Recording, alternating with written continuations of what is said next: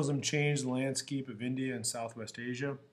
We're going to define nationalism, kind of talk about what had happened in India, talk about a very important nationalist figure in Indian history, Mohandas Gandhi, and then we'll talk about Southwest Asia, which we call the Middle East today. So the first thing we talk about is nationalism.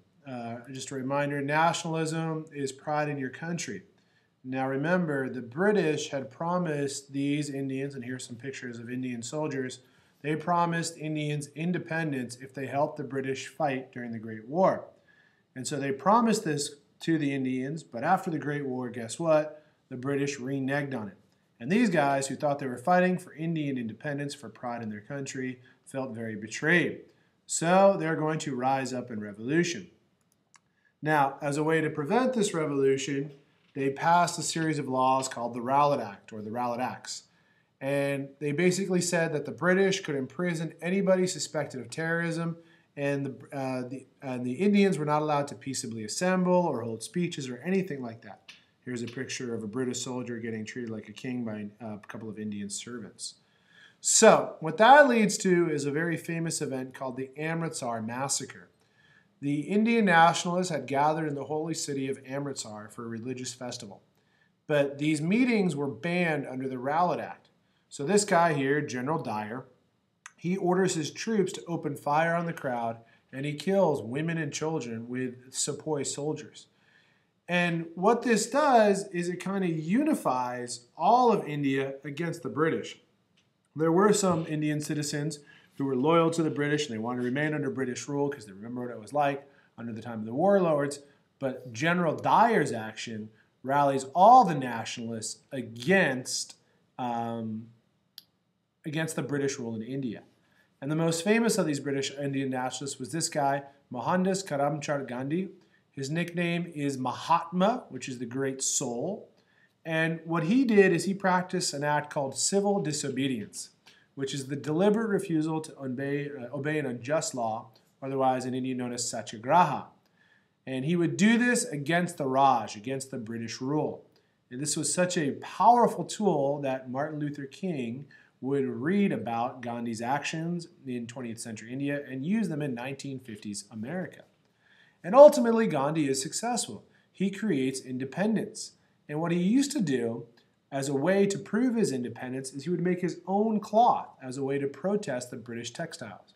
From the Industrial Revolution, you remember that that the British were the first to industrialize, especially their textiles.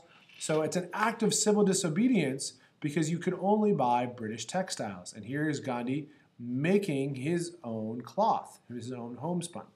This ultimately results in home rule. India becomes very famous, especially when he does an act called the Salt March, where he marches to the sea across India and he makes salt, which is another violation of British law. Only the British government can make salt.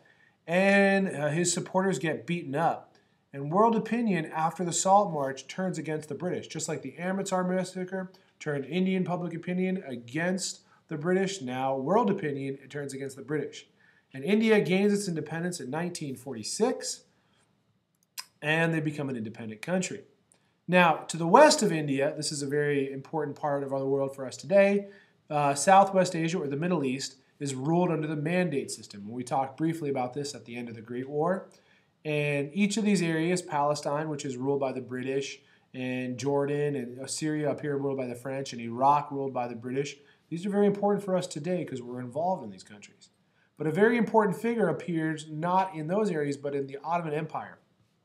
His name is Mustafa Kemal, and he is the ideal Western leader of a Muslim country. He is Turkish, but he is very devout religious. He is a Muslim. He creates the Republic of Turkey in 1922, and he westernizes his country. And he's kind of the model of what the United States would like to see around the world. And his nickname is Ataturk. Now here's another very important country from this area, Saudi Arabia.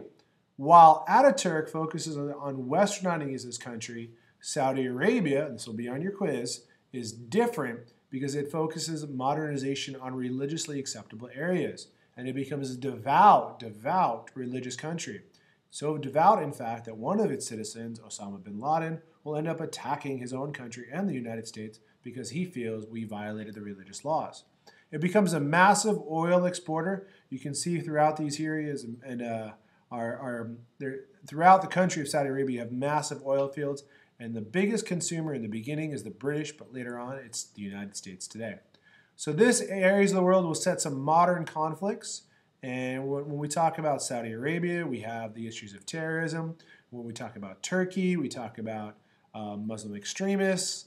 The Middle East, you have the Arab-Israeli conflict. India, you have the conflict between India and Pakistan. All these issues exist today, and they have their history in this interwar period. Thank you.